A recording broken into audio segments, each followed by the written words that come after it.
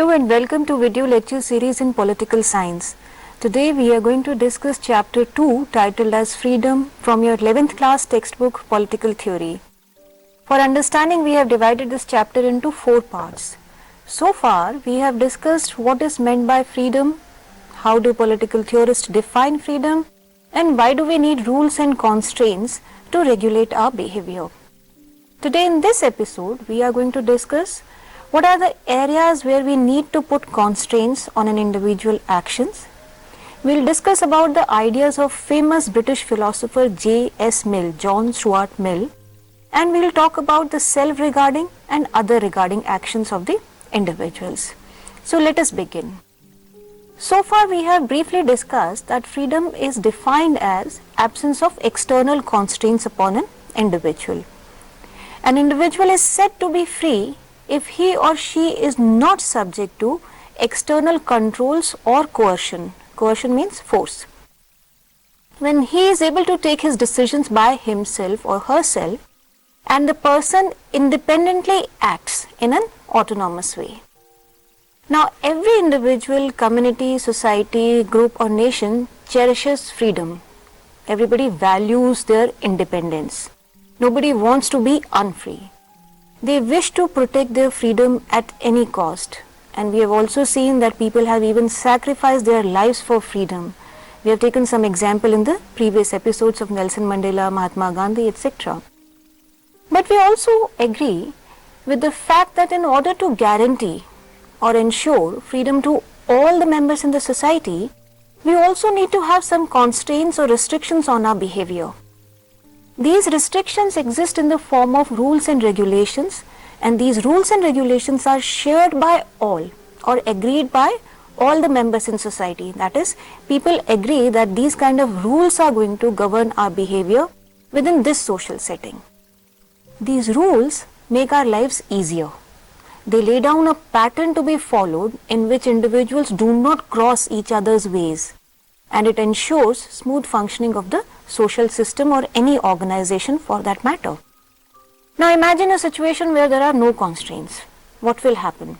If people with their respective goals act according to their choice without any restraint, there will be utter chaos, conflict, frictions or fight among people. The modern day societies are complex. They are multicultural in nature, and people have a wide variety of interests, aspirations and goals. And if everyone tries to achieve his or her goal without regarding the existence of the others in the society, there is bound to be conflict of reasons and interest among people. Thus, in order to avoid such lawlessness, what is lawlessness? Where no law prevails or no regulation operates upon people. So to avoid such lawlessness to prevail or come about, we lay down certain basic rules, certain basic minimum rules or principles that must be followed by members of any given society. The existence of these rules guarantee freedom to every member in the society. Now these rules are context specific and they apply to members of that particular group. What do we mean by context specificity? It means that as members of any social group, say for example caste, professional organization, community, religion or association etc., you are bound by the membership rules of that group. That is, you follow whatever rules are being laid down for members of that particular community. These rules and regulations imposed upon the so-called freedom of the individual to act according to his choice also free the other individuals from insecurity that may come as a result of everyone's free choice. Political theorists or political scientists debate about freedom, and they focus on trying to evolve principles through which we can differentiate between socially necessary constraints, rules and regulation, and actions that actually require curtailing our freedom. They also discuss about how social and economic structures limit freedom of individuals. There can be number of actors and factors that try to impose certain restrictions on the freedom of individuals. Now the question is, how much restraint or control is justified? To answer this question, we need to address some issue of limits of competence, that is, who can impose constraints upon you, and the consequence of the imposition of these restraints. So competence means who can, and then what will be the result or effect of the imposition of restraint. There is a need for a rationally grounded principle which governs how a society deals with its individuals or with its members. There is one very simple principle called as harm principle. John Stuart Mill, a British philosopher, articulated the harm principle in his famous work called as On Liberty. What do we mean by harm principle? Let us understand harm principle by looking at this statement. Now understand this simply. The harm principle entails that the sole end for which mankind are warranted, individually or collectively, in interfering with the liberty of action of any of their number is self-protection. Let us understand it in greater detail. It means that the only purpose for which power can be rightfully exercised over any member of a civilized community against his will is to prevent harm to other members in the society. His own good, that is the individual's own good, either physical or moral, is not a sufficient warrant. Warrant here means a reason for which he is trying to put constraints on other individuals. He cannot be rightfully be compelled to do so or forbear because it will be better for him to do so, because it will make him happier, because in opinion of others to do so would be wise or even right. There are good reasons for remonstrating with him or reasoning with him or persuading the individual entreat him, but not for compelling him or visiting him any evil in case he does otherwise. Now this statement reflects what was earlier stated in France during the French Revolution in the Declaration of Rights of Man and of the Citizen in 1789. What did the declaration say?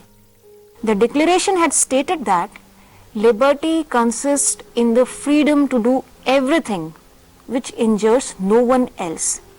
Hence, the exercise of the natural rights of each man has no limits, except those which assure to the other members of the society the enjoyment of the same rights.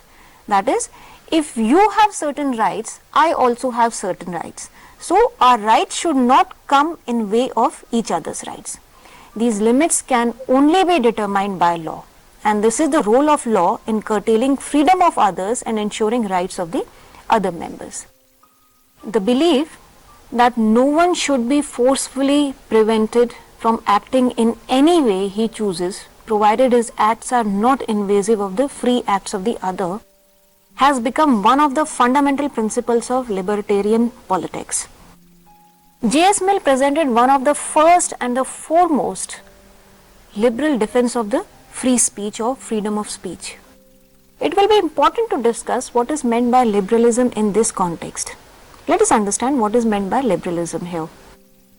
Have you ever thought when you compare your parents with the parents of your friend and you say that my parents are conservative and his parents are very liberal? What do you mean by that liberal in that context? The term liberal can be used in a wide variety of ways and in wide variety of context. You may see some teachers in your school being very strict and some being liberal.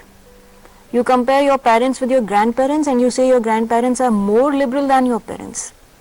In general sense, liberal means someone who gives you freedom to pursue your choice. That is, you are allowed to do or act according to your choice. As a political ideology, liberalism upholds tolerance as a value. Liberalism espouses tolerance or supports or advocates tolerance. As a political doctrine, liberalism takes protecting and enhancing the freedom of the individual to be the central problem of the politics.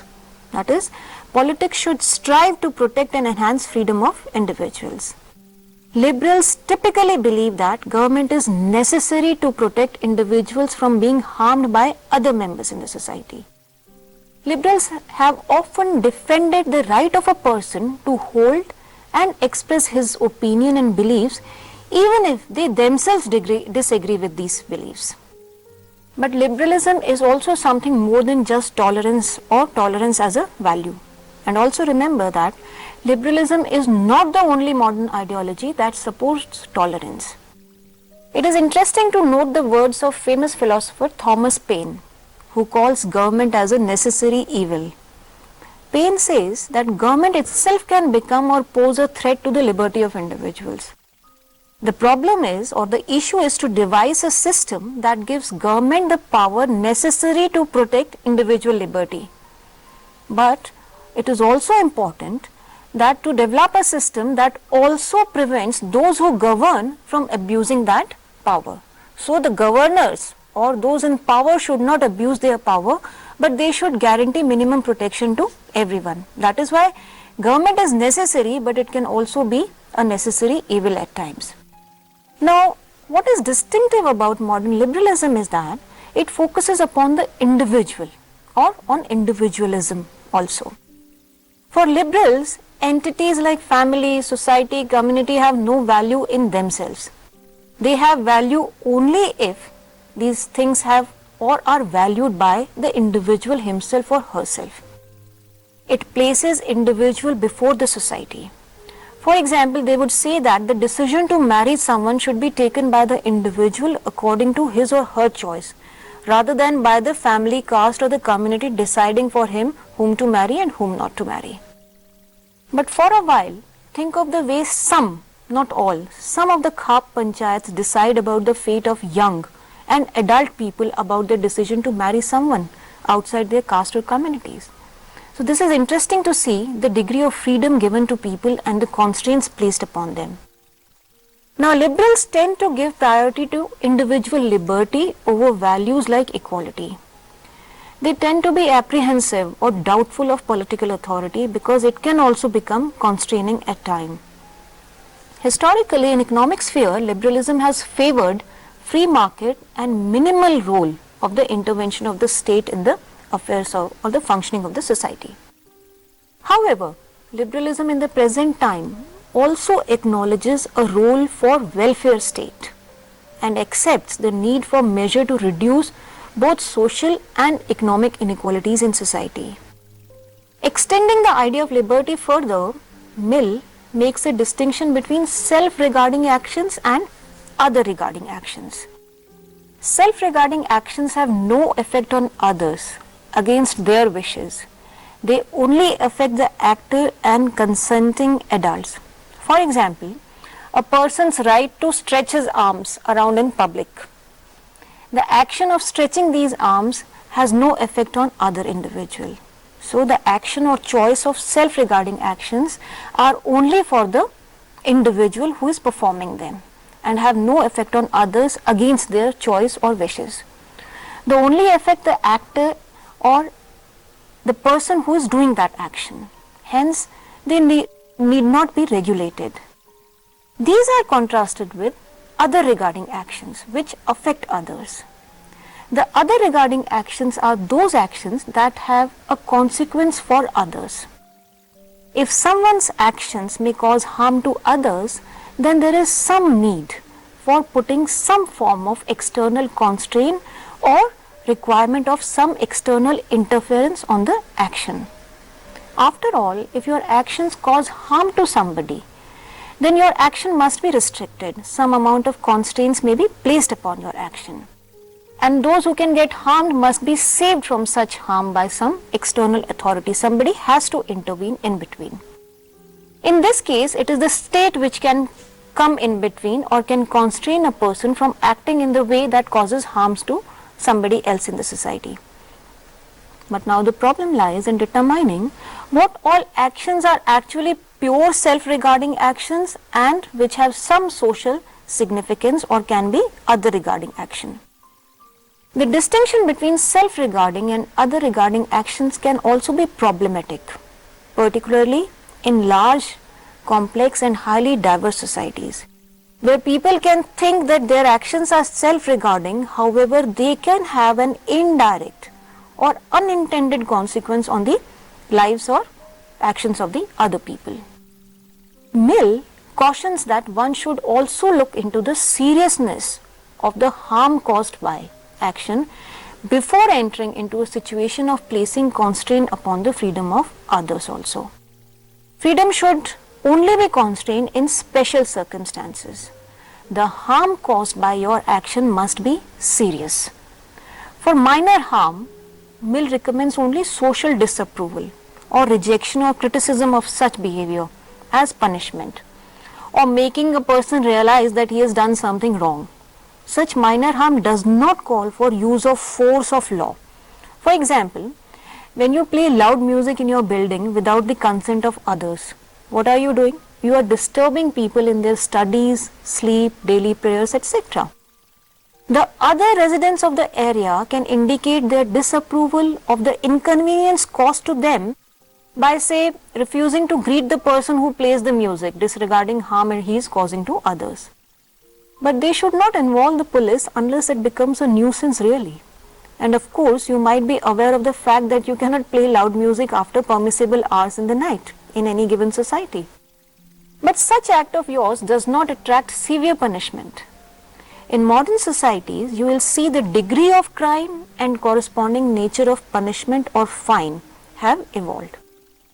Modern societies have developed scales to measure extent of crime or offense and corresponding degree of punishment suitable as mentioned in or prescribed by law. Constraining actions of individual by use of force of law should happen only when the other regarding actions cause a serious harm to other individuals. Otherwise, according to J.S. Mill, society must bear some degree of the inconvenience in the spirit of protecting freedom of others. That is something related to tolerance, that you must have some degree of tolerance up to a certain extent. Beyond a limit, you can call in law or use some force. To conclude, let's summarize what we discussed in this lecture. In this episode, we discussed about what are the areas where we need to put constraints. Who can put constraints on your actions? We also discussed the work of famous British philosopher John Stuart Mill, and we differentiated between the self-regarding and the other-regarding actions. In the next part of this chapter, we will discuss about negative and positive liberty and about freedom of expression. Till then, you can enjoy reading this part of the chapter. Thank you.